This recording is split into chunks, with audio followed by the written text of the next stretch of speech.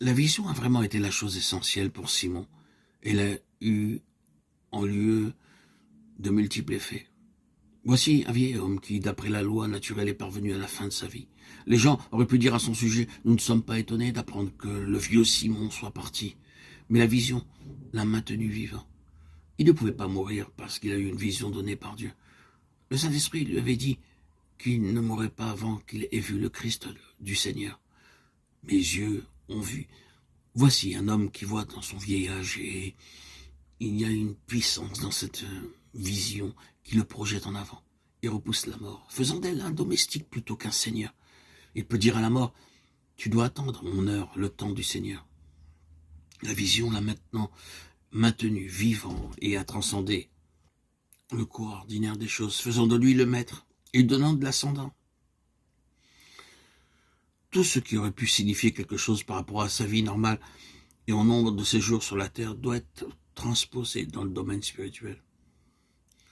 S'il est encore physiquement bien, il y a une signification à cela. Si Dieu lui a donné une vision et l'a associé à sa réalisation, ce vase, cet homme ou cette femme sont immortels jusqu'à ce que l'œuvre soit accomplie.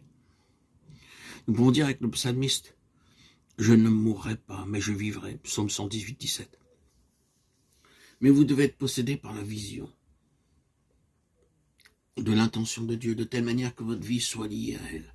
La vision a gardé Simon vivant. Il y a des effets vivifiants dans une véritable vision. Il y a bien plus que ce que j'ai dit et que vous avez peut-être saisi, car la vision est un lien avec le dessein et l'intention du Seigneur. Elle émancipe considérablement. C'est une chose que de continuer quotidiennement, de semaine en semaine et d'année en année. Nous allons à la réunion aujourd'hui et à la conférence le week-end prochain.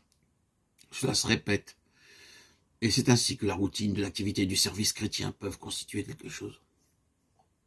Mais c'est tellement différent d'être saisi par la poigne d'une puissante vision dominante et corporative, de sorte que l'atmosphère même semble proclamer que là se trouve quelque chose de plus que la simple routine. Il y a quelque chose de grand, quelque chose d'une grande portée lorsque vous y êtes introduit par l'Esprit Saint. Vous y entrez de même que Simon par l'Esprit.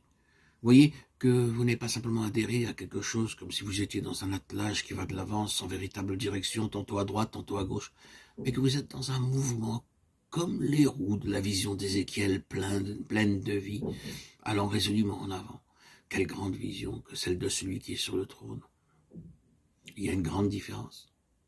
Vous pouvez remarquer dans vos propres esprits la différence entre ces choses. D'une part, ce qui se perpétue simplement, avançant peut-être par son propre élan, ses directives, ou par d'autres intérêts. Quelque chose qui est en fait une fin en soi.